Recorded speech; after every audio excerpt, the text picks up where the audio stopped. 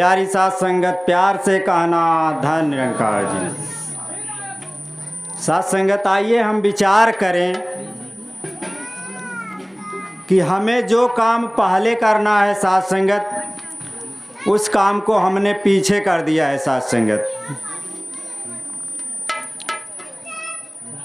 मानव जीवन का जो परम लक्ष्य है, जो उद्देश्य है साथ संगत, प्रभु परमात्मा की प्राप्ति करके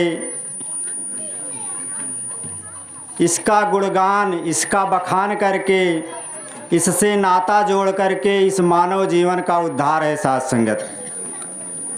इस काम को हमने पीछे कर दिया। कैसे पीछे कर दिया?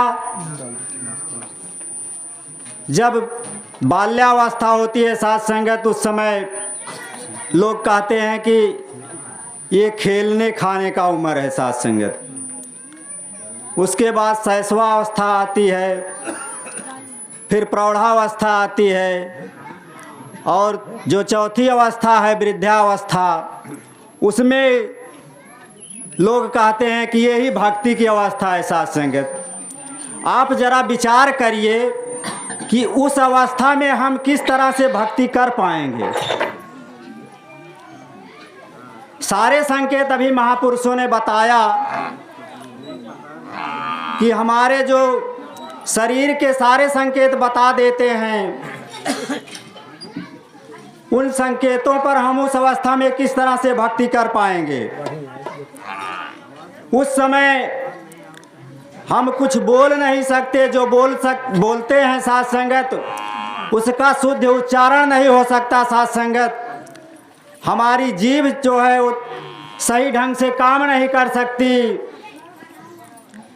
और हमारा शरीर जो है वो भी उस समय काम नहीं कर सकता। तो हम किस तरह से सेवा करेंगे, किस तरह से भक्ति करेंगे साथ संगत। साथ संगत, भक्ति की कोई अवस्था नहीं है,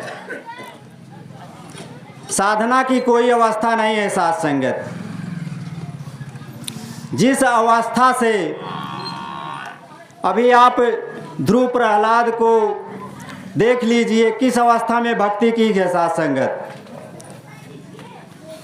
साथ संगत, प्रभु परमात्मा की प्राप्ति करके साथ संगत, ऐसे सतगुरु से जो इस परमपिता परमात्मा की जानकारी रखता है साथ संगत, उससे मिल करके, इस परमपिता से नाता करके साथ संगत, अपने जीवन का जो लक्ष्य है साथ संगत, उसको हासिल कर लें साथ संगत। यही मानव जीवन का उद्देश्य है साथ संगत।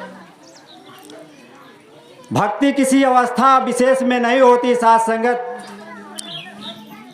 जब भी सतगुरु मिल जाए साथ संगत, वहीं से भक्ति शुरू हो जाती है साथ संगत। वहीं से हमारी पूजा शुरू हो जाती है साथ संगत।